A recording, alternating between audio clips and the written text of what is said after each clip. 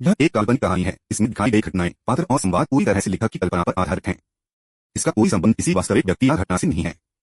श्वेत ड्रैगन का निवास स्थान विशाल था और इसमें कम से कम 10,000 से अधिक लोग समा सकते थे। विशाल गुफा में सफेद धुंध तैर रही थी। सफेद धुंध को देखते ही आरव का दिल जोर जोर से धड़कने लगा और उसकी आंखों में एक चमक आ गई, क्योंकि वह सफेद धुंध गूढ़ ऊर्जा थी और वह इतनी घनी थी कि उसने धुंध की तरह भौतिक रूप ले लिया था। इस क्षण आरव के मन में यहाँ लंबे समय तक रुकने की इच्छा हुई, क्योंकि यहाँ की ऊर्जा गुप्त ड्रैगन स्तंभ के 5वें स्तर की तुलना में अनगिनत गुना अधिक घनी थी। उसे विश्वास था कि वह यहाँ केवल 1 वर्ष तक साधना करके आत्मिक स्तर के शिखर तक पहुँच सकता है। दुर्भाग्य से वह अभी यहाँ नहीं रुक सकता था, इसलिए वह अपने दिल में बेहद उदास और द्वंद्व में था। दिव्या भी अपने सामने के इस दृश्य को देखकर स्तब्ध थी, क्योंकि यहाँ की गूढ़ ऊर्जा वास्तव में अत्यंत घनी थी और यह निश्चित रूप से ऐसी चीज नहीं थी जिसकी तुलना किसी भी संप्रदाय या वंश से की जा सके। यह साधकों के लिए एक सच्चा स्वर्ग था। आरव और दिव्या बेहद हैरान थे, लेकिन उनके सामने खड़ा श्वेत ड्रैगन इसका आदी लग रहा था। उसके लिए वह सफेद धुंध हवा की तरह सामान्य थी। श्वेत ड्रैगन ने कहा, आओ, जो चीजें मैंने इकट्ठा की हैं वे आगे हैं। आरव ने एक गहरी सांस ली, अपने दिल के सदमे को दबाया और फिर दिव्या का हाथ पकड़कर श्वेत ड्रैगन के पीछे चल दिया। श्वेत ड्रैगन आरव और दिव्या को अपने निवास के एक कोने में ले गया और फिर उसने आगे इशारा किया। ये वे सभी चीजें हैं जो मैंने यहाँ इकट्ठा की हैं। वे चमकदार और चमकती हुई चीजें यहाँ स्वाभाविक रूप से बनी हैं। वे खाने में अच्छी नहीं हैं, इसलिए मैंने उन्हें यहाँ फेंक दिया। अचानक श्वेत ड्रैगन ने बोलना बंद कर दिया, क्योंकि उसने देखा कि आरव और दिव्या दोनों अपनी जगह पर पूरी तरह से सुन्न हो गए थे, जैसे कि वे वहां जम गए हों। इस समय आरव का दिमाग पूरी तरह से खाली था और उसकी आंखें उन चमकदार और चमकती चीजों से भरी हुई थीं जिनके बारे में श्वेत ड्रैगन ने बात की थी। न केवल वह बल्कि दिव्या की चमकदार आंखें भी सदमे से फटी रह गईं। उन्होंने क्या देखा था? उनके सामने टॉपग्रेड एनर्जी स्टोन्स का एक विशाल ढेर लगा था और वहां 10,000 से भी अधिक पत्थर थे। 10,000 से अधिक टॉपग्रेड एनर्जी स्टोन्स के मालिक होने का क्या मतलब था? यहाँ तक कि 9th रैंक संप्रदाय के पास भी शायद इतने टॉपग्रेड एनर्जी स्टोन नहीं थे। आरव अब खुद पर काबू नहीं रख पा रहा था। वह आगे झपटा और टॉपग्रेड एनर्जी स्टोन्स के ढेर को कसकर गले लगा लिया, क्योंकि ये टॉपग्रेड एनर्जी स्टोन उसके लिए राजसिंहासन स्तर तक पहुंचने के लिए पर्याप्त थे। संक्षेप में, आज से उसे साधना संसाधनों के बारे में चिंता करने की जरूरत नहीं थी। इसके अलावा ये पत्थर उसके उन 105 भाइयों की ताकत में जबरदस्त सुधार लाने में मदद कर सकते थे। ये टॉपग्रेड एनर्जी स्टोन नहीं हैं। इसी बीच दिव्या की आवाज आरव के कानों में गूंजी। ये टॉपग्रेड एनर्जी स्टोन नहीं हैं। आरव ने एक उठाया और देखा। निश्चित रूप से उसने देखा कि उसके हाथ में मौजूद ऊर्जा पत्थर न केवल टॉपग्रेड पत्थर से बड़ा था, बल्कि उसके भीतर की ऊर्जा और भी प्रचुर और शुद्ध थी। दिव्या ने गंभीर आवाज में कहा, ये एक्सट्रीम ग्रेड एनर्जी स्टोन्स हैं। ये टॉपग्रेड पत्थरों की तुलना में और भी कीमती और दुर्लभ हैं। एक अकेला एक्सट्रीम ग्रेड पत्थर 100 टॉपग्रेड पत्थरों के बराबर होता है, और यहाँ तक कि 9th रैंक संप्रदायों के पास भी शायद ये बहुत कम होंगे। तुम किसी को भी इसके बारे में पता नहीं चलने दे सकते, अन्यथा तुम पूरे महाद्वीप के साझा दुश्मन बन जाओगे। यह मेरा नहीं है। आरव ने पत्थर वापस नीचे रख दिया और फिर वह मुस्कुराते हुए दिव्या की ओर देखने लगा। यह हमारा है। यह सब हमारा है। यह सुनकर दिव्या के होंठ थोड़े मुड़ गए और फिर उसके चेहरे पर एक मनमोहक मुस्कान आ गई। उसने आरव की ओर देखा और उसकी आंखों में स्नेह झलक रहा था। उसने धीरे से कहा, हाँ, यह हमारे परिवार का है। जब आरव ने देखा कि दिव्या शर्माती हुई कैसी दिख रही थी, तो उसका दिल धड़क उठा, और अगर श्वेत ड्रैगन वहां मौजूद नहीं होता, तो उसने उसे बाहों में भरकर थोड़ा प्यार जताया होता। आरव ने अपने दिल की इच्छा को दबाया, अपना दाहिना हाथ हिलाया, और फिर उन सभी एक्सट्रीम ग्रेड एनर्जी स्टोन्स को अपने सूक्ष्म भंवर में डाल दिया। उसने अपनी अनंतकोश अंगूठी में ऐसे खजाने रखने की हिम्मत नहीं की। आखिर कुछ विशेषज्ञ अंगूठियों के आर पार देख सकते थे। इसी बीच श्वेत ड्रैगन ने विस्मय के साथ कहा, तुम्हें ये चीजें चाहिए? इन चीजों का स्वाद बहुत खराब है। यह सुनकर आरव के होंठ फड़फड़ाने लगे। स्वाद? यह जीव वास्तव में उन्हें खाता था और यह भी कहता है कि उनका स्वाद बहुत खराब है। इस क्षण आरव वास्तव में इस ड्रैगन की पिटाई करना चाहता था। हालांकि वह अपनी इस भयानक सोच को तभी दबा सका जब उसे इस ड्रैगन की ताकत याद आई, और उसने कहा, शायद वे तुम्हारे लिए बेकार हैं, लेकिन वे हम जैसे मनुष्यों के लिए काफी उपयोगी हैं। वैसे भी वे तुम्हारे लिए बेकार हैं, इसलिए तुम्हें उन्हें मुझे देने में कोई आपत्ति नहीं होगी, है ना? अगर तुम चाहो तो ये सब ले सकते हो। श्वेत ड्रैगन बहुत उदार था और उसने कहा, आगे कुछ और चीजें हैं और वे बहुत अधिक स्वादिष्ट हैं। हालांकि मैं उन्हें खाकर थक गया हूँ। कुछ और चीजें हैं जो इन चमकदार चट्टानों की तरह ही हैं। हालांकि वे बहुत सुंदर हैं, उनका स्वाद भयानक है। अगर तुम चाहो तो वे सब भी ले सकते हो। आरव बहुत खुश हुआ और फिर उसने उस कोने की ओर देखा जिसकी बात श्वेत ड्रैगन ने की थी, और वहां के खजानों को देखकर उसकी आंखें फटी की फटी रह गईं। वहां हर तरह के अयस्क थे। वे बहुत विशाल थे और हर आकार के थे। उनमें से कुछ धुंधले और साधारण थे, लेकिन कुछ ऐसे भी थे जो चकाचौंध रोशनी के साथ टिमटिमा रहे थे। ऐसी चट्टानें हजारों की संख्या में थीं। वे कीमती अयस्क थे। इन अयस्कों के अलावा वे चीजें भी वहां थीं जिन्हें श्वेत ड्रैगन स्वादिष्ट कह रहा था, और उन्हें देखकर आरव के दिल की धड़कन तेज हो गई। वे वास्तव में जड़ी बूटियां थीं, और वे सभी लो ग्रेड स्वर्ग रैंक या उससे ऊपर की थीं।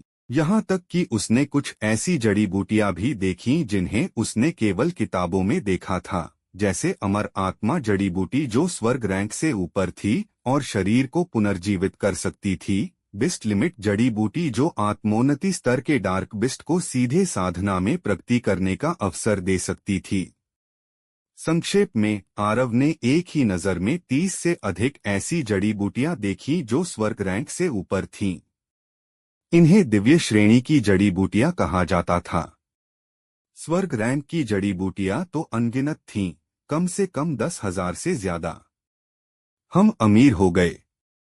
यह सब देखकर आरव इतना उत्साहित था कि उसके हाथ कांपने लगे।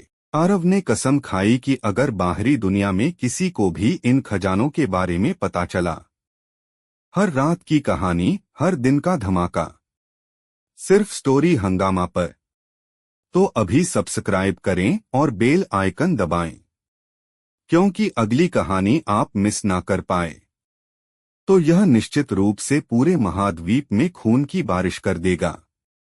थोड़ी देर की उत्तेजना और खुशी के बाद आरव शांत होने लगा। भले ही ये खजाने महान थे, वे रोशनी नहीं देख सकते थे। कम से कम वह इसे उजागर नहीं कर सकता था। अपने हाथ के एक इशारे से आरव ने उन सभी खजानों को सूक्ष्म भंवर के भीतर रख दिया।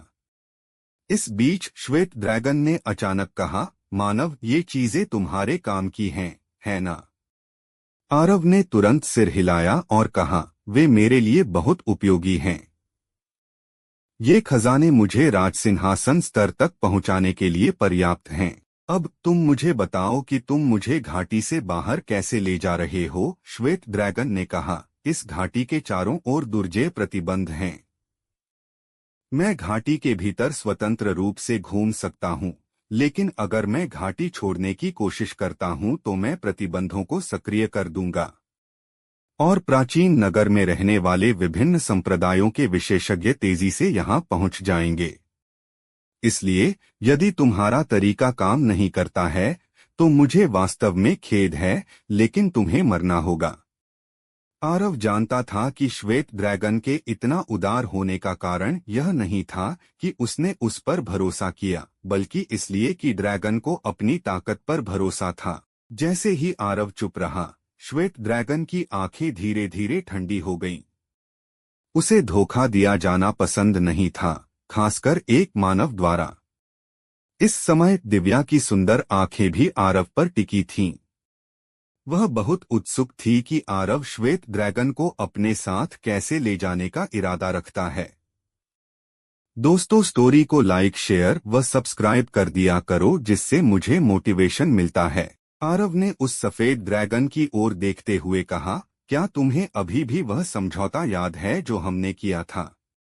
सफेद ड्रैगन ने सिर हिलाया और कहा, यहाँ से निकलने के बाद मैं तुम्हारे साथ रहूंगा। मैं अस्थायी रूप से तुम्हारी आज्ञा मानूंगा और बिना सोचे समझे खुद को प्रकट नहीं करूंगा। आरव ने सहमति में सिर हिलाया और फिर अपना दाहिना हाथ आगे बढ़ाया। बैंगनी प्रकाश की एक धारा निकली और उसने तुरंत सफेद ड्रैगन को घेर लिया। उसके बाद वह वहीं से गायब हो गया और सूक्ष्म भंवर के भीतर प्रकट हुआ। सफेद ड्रैगन को अपने साथ ले जाने का वादा करने का साहस उसने स्वाभाविक रूप से सूक्ष्म भंवर के कारण किया था, क्योंकि सफेद ड्रैगन ने जिन पाबंदियों की बात की थी वे निश्चित रूप से सूक्ष्म भंवर के अंदर बेकार हो जाती। वैसे भी अब तक उसने ऐसी कोई चीज नहीं देखी थी जो सूक्ष्म भंवर का प्रतिरोध कर सके। बेशक सफेद ड्रैगन द्वारा उससे सूक्ष्म भंवर को जबरदस्ती छीनने की आशंका भी उसके मन में थी। अगर यह पहले की बात होती तो वह सफेद ड्रैगन को सूक्ष्म भंवर के अस्तित्व के बारे में कभी नहीं जानने देता, भले ही उसे इन खजानों और अपनी तरफ से लड़ने वाले एक असाधारण विशेषज्ञ को खोना पड़ता। लेकिन अब जब उसे पता चला था कि सूक्ष्म भंवर के भीतर एक असाधारण रूप से भयानक छोटी लड़की रहती है, तो वह स्वाभाविक रूप से अब उस बात से नहीं डरता था। उसने अपनी आंखों से देखा था कि वह छोटी लड़की कितनी भयानक थी और वह सूक्ष्म भंवर कितना रहस्यमयी था। इसलिए जब तक सूक्ष्म भंवर खुद उसे छोड़कर नहीं चला जाता, तब तक कोई भी उसे जबरदस्ती छीनने की कोशिश करके मौत को बुलावा ही देता, खासकर अगर वे इसके भीतर रह रहे हों। यह बात तब भी लागू होती थी जब वह सफेद ड्रैगन एक राजसिंहासन स्तर का विशेषज्ञ था। सूक्ष्म भंवर में प्रवेश करने के बाद सफेद ड्रैगन पहले तो दंग रह गया और फिर वह खुशी से झूम उठा और भंवर के भीतर लगातार घूमने लगा। कुछ ही देर में सूक्ष्म भंवर को शायद उसका यह व्यवहार पसंद नहीं आया और एक भयानक ऊर्जा ने सफेद ड्रैगन को घेर लिया। उसके बाद आरव ने आश्चर्य से देखा कि सफेद ड्रैगन बिल्कुल अतीत के उन डार्कबिस्ट की तरह व्यवहार करने लगा। उसके चेहरे पर भी वही खौफनाक भाव आ गए। इस क्षण आरव के मन में विचारों का बवंडर उठ रहा था, क्योंकि उसने महसूस किया कि सूक्ष्म भंवर उसकी कल्पना से भी कहीं अधिक भयानक था। हे भगवान! वह सफेद ड्रैगन एक राजसिंहासन स्तर का विशेषज्ञ है, लेकिन सूक्ष्म भंवर का सामना करते समय उसके चेहरे पर भी इतना डर था। आखिर यह सूक्ष्म भंवर क्या है? राजसिंहासन स्तर के विशेषज्ञ भी इससे इतने भयभीत क्यों हो जाते हैं? खैर, जो भी हो, अंत में यह एक अच्छी बात थी। पहले वह थोड़ा चिंतित था कि सूक्ष्म भंवर सफेद ड्रैगन को नियंत्रण में रख पाएगा या नहीं, लेकिन अब ऐसा लग रहा था कि उसकी चिंताएं अनावश्यक थीं। दिव्या ने अचानक पूछा, तुमने उसे उस स्थान पर रख दिया? आरव ने सिर हिलाया। वह स्वाभाविक रूप से दिव्या से कुछ नहीं छुपाना चाहता था। दिव्या ने धीरे से सिर हिलाया और फिर चुप हो गई। आरव उसके पास गया, उसका हाथ थामा और धीमी आवाज में कहा, तुम मुझसे यह क्यों नहीं पूछती कि वह जगह क्या है? वह बहुत उत्सुक था। क्योंकि तार्किक रूप से देखा जाए तो उसे बहुत जिज्ञासु होना चाहिए था। हालांकि दिव्या ने इसके बारे में कभी नहीं पूछा और इससे वह काफी हैरान था। वह तुम्हारा एक रहस्य है, दिव्या ने आरव के हाथ पर अपनी पकड़ मजबूत की और धीमी आवाज में कहा। अगर तुम मुझे इसके बारे में बताना चाहते तो तुम खुद पहल करते, अगर तुम नहीं बताना चाहते तो मेरे पूछने पर भी तुम नहीं बताते। आरव इस बात से थोड़ा भावुक हो गया और उसने भी दिव्या का हाथ कसकर थाम लिया और कहा, जब मैंने तुम्हें वहां रखा था तब से मैंने इसे तुमसे छिपाने के बारे में कभी नहीं सोचा। मैंने तुम्हें इसके बारे में इसलिए नहीं बताया क्योंकि मैं खुद नहीं जानता कि वह वास्तव में क्या है। मैं बस इतना जानता हूं कि यह मेरे भीतर है और इसका मेरे प्रति कोई दुर्भावना नहीं है। मुझे इसके अलावा कुछ नहीं पता। तुम्हें सफाई देने की जरूरत नहीं है। दिव्या ने आरव की ओर देखा और धीमी आवाज में कहा, अगर मैं तुम पर भरोसा करती हूँ तो मैं तुम्हारी झूठ पर भी विश्वास करूंगी, और अगर मैं भरोसा नहीं करती तो सच बताने पर भी मुझे विश्वास नहीं होगा। आरव दंग रह गया और उसे अपने दिल में एक मीठा एहसास हुआ, जैसे वह शहद से भर गया हो। किसी पर भरोसा किया जाना, और खासकर उस व्यक्ति द्वारा जिसे आप पसंद करते हैं, कितना अच्छा होता है। यहाँ मौजूद इतनी सघन गूढ़ ऊर्जा की कितनी बर्बादी हो रही है। दिव्या ने चारों ओर सफेद धुंध को देखते हुए दया का भाव प्रकट किया जिसे वह छिपा नहीं सकी। यहाँ की ऊर्जा इतनी सघन थी कि वह ठोस रूप लेने लगी थी। अगर वह यहाँ साधना कर पाती तो उसे विश्वास था कि वह जल्द से जल्द आत्मोन्नति स्तर में पहुंच जाती। आरव ने चारों ओर की सफेद धुंध को देखा और कुछ क्षणों के लिए गहराई से सोचा, फिर धीरे धीरे अपने भीतर सूक्ष्म भंवर को घुमाना शुरू किया। जैसे ही वह घूमने लगा, आरव जल्द ही सुखद रूप से आश्चर्यचकित रह गया, क्योंकि उसने देखा कि चारों ओर की दूधिया सफेद धुंध उसके शरीर में समाने लगी थी। इसके अलावा वह धुंध शरीर में प्रवेश करने पर नष्ट या अवशोषित नहीं हो रही थी, बल्कि सूक्ष्म भंवर के भीतर तैरने लगी थी। सूक्ष्म भंवर धीरे धीरे और भी तेजी से घूमने लगा और आसपास की सफेद धुंध पागलों की तरह आरव के भीतर समाने लगी। 15 मिनट से भी कम समय में सूक्ष्म भंवर के भीतर का पूरा स्थान सफेद धुंध से भर गया, बिल्कुल वैसे ही जैसे वह सफेद ड्रैगन के निवास में थी। वह धुंध वहां से गायब नहीं हुई। सूक्ष्म भंवर के भीतर सफेद धुंध को देखकर आरव वास्तव में बेहद उत्साहित था, क्योंकि अब से उसके सूक्ष्म भंवर के भीतर का स्थान साधना के स्वर्ग के समान था। चाहे डार्क बिस्ट हो या इंसान, वे अपनी साधना को आश्चर्यजनक गति से सुधार पाएंगे। इसके अलावा उसके लिए भी यह वैसा ही था। अब उसे कहीं भी जाने पर गूढ़ ऊर्जा की चिंता नहीं करनी पड़ेगी। दिव्या ने यह सब आश्चर्य से देखा। हाँ, वह इस समय बेहद हैरान थी, क्योंकि आरव ने वास्तव में सारी ऊर्जा सोख ली थी और यह एक अत्यंत असामान्य उपलब्धि थी। वह बहुत उत्सुक और हैरान थी, लेकिन अंत में उसने कुछ नहीं पूछा। उसने उस रहस्यमयी जगह के बारे में पूछने से इनकार कर दिया जहां वह अतीत में रही थी, क्योंकि हर बार जब किसी दूसरे व्यक्ति को इसके बारे में पता चलता तो आरव के लिए खतरा उतना ही बढ़ जाता। दिव्या, अब से तुम उस नन्हे साथी के साथ वही साधना करना, आरव ने मुस्कुराते हुए कहा। अगर दिव्या उस नन्हे साथी के साथ वहां साधना करती तो वह निश्चित रूप से अपनी शक्ति को बहुत बढ़ा पाएगी। विशेष रूप से वह नन्हा साथी, उसे पहले ही महसूस हो गया था कि वह जागने ही वाला है। वास्तव में उस समय उसे जो चोटें आई थीं, वे बहुत पहले ही ठीक हो चुकी थीं, और उसके अभी तक न जागने का कारण शायद यह था कि उसकी शक्ति फिर से बढ़ने वाली थी। दिव्या ने आरव की ओर देखा और फिर सिर हिलाया। इस बीच आरव ने अचानक अपनी भौहें सिकोड़ी। जब उसने उस नन्हे साथी के बारे में सोचा तो उसे एक और बात याद आई, और वह थी अमर बंधन रस्सी जिसका मिहिर ने उस दिन उपयोग किया था। उसने व्यक्तिगत रूप से उस रस्सी की शक्ति देखी थी। वह उस नन्हे साथी को भी बांधने में सक्षम थी, तो वह भयानक कैसे नहीं हो सकती थी। हालांकि जब उसने उस दिन मिहिर की अनंतकोश अंगूठी की तलाशी ली थी, तब उसे वह रस्सी नहीं मिली थी। क्या यह उसके शरीर पर हो सकती है? जब उसने इस बारे में सोचा, तो आरव ने अपना हाथ लहराया और तलवार संप्रदाय की उस प्राचीन म्यान की तलवार आत्मा वहां प्रकट हुई। आरव ने उससे औपचारिक बातें नहीं की और कहा, उस व्यक्ति मिहिर को यहाँ ला। उसने मिहिर और तुषारिका को सूक्ष्म भंवर के भीतर नहीं रखा था, क्योंकि उसे अभी भी तलवार आत्मा पर पूरी तरह भरोसा नहीं था। जब उसने तलवार आत्मा से मिहिर को उसके पास लाने के लिए कहा, तो उसने सीधे पूछा, तुमने अमर बंधन रस्सी कहाँ रखी है?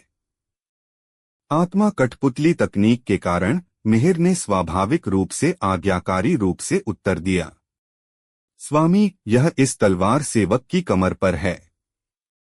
जैसे ही उसने बोलना समाप्त किया, उसने कुछ शब्द बुदबुदाए और फिर उसकी कमर पर तुरंत एक सुनहरी रस्सी दिखाई दी। तो यह इसके पास ही थी। आरव ने एक इशारा किया और फिर रस्सी तुरंत उड़कर उसकी हथेली में आ गई। आरव उस अज्ञात सामग्री से बनी रस्सी को देखते हुए मुस्कुराए बिना नहीं रह सका।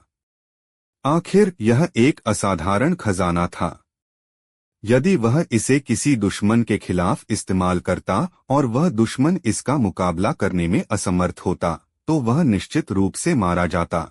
संक्षेप में, जब उसे एक और खजाना मिला तो वह खुश क्यों न होता।